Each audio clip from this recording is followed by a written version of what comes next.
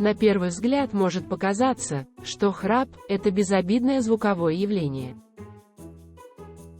Но это не так. Храп является предрасполагающим фактором к серьезной патологии, синдрому обструктивного апноэ сна, которая характеризуется периодическими остановками дыхания. Храп – это вибрация мягких тканей гортани и глотки, из-за которой возникает специфический басовый и дребезжащий звук. Храп – это не болезнь, а симптом некоторых заболеваний. Храп у мужчин и женщин развивается по многим причинам. Он возникает из-за нарушения проходимости верхних дыхательных путей, анатомических аномалий, травм полости носа, нарушения тонуса глоточных мышц и сужения носоглотки.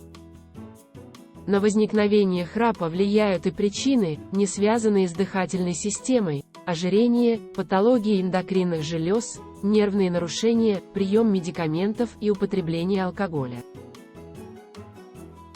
Рассмотрим причины храпа подробнее. Искривление носовой перегородки. При искривлении носовой перегородки сила воздушного потока через левую и правую ноздри отличается.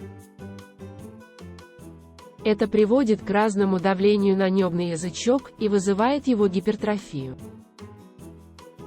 Язычок увеличивается в размере и во время вдоха и выдоха вибрирует, вызывая специфическое дребезжание, то есть храп. Врожденные аномалии носоглотки. Следующая причина храпа – аномалия строения носоглотки, слабое мягкое небо, крупный язычок, ослабленные мышцы языка, широкие или узкие отверстия слуховой трубы. Храп из-за насморка. Насморк или ринит заставляет человека дышать ртом. Отсутствие носового дыхания приводит к патологическому увеличению гипертрофии небных миндалин, это является причиной, провоцирующей храп. Лишний вес влияет на храп. Ожирение – один из основных провокаторов храпа и синдрома обструктивного апноэ сна. При избыточном весе жировая ткань откладывается в просвете глотки, мягком небе, небном язычке и боковых дужках.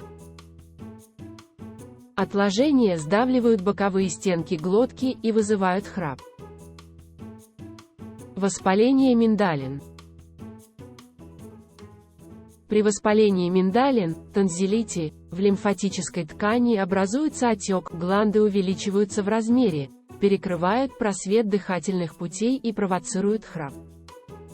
Также воспаление приводит к кратковременным задержкам дыхания во сне, апноэ.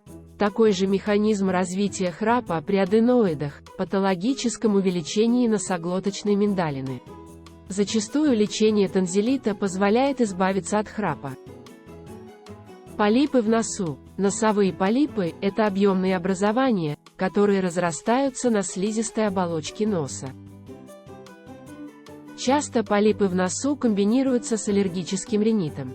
Полипы могут формироваться с одной или обеих сторон носа. Объемные образования во время вдоха и выдоха вибрируют, что создает храп. Нарушение гормонального баланса приводит ко многим патологиям в организме. В развитии храпа играет роль патология двух желез, щитовидной и гипофиза. Гипотиреоз приводит к системным нарушениям в организме, набору массы тела, снижению мышечного тонуса и отеку тканей.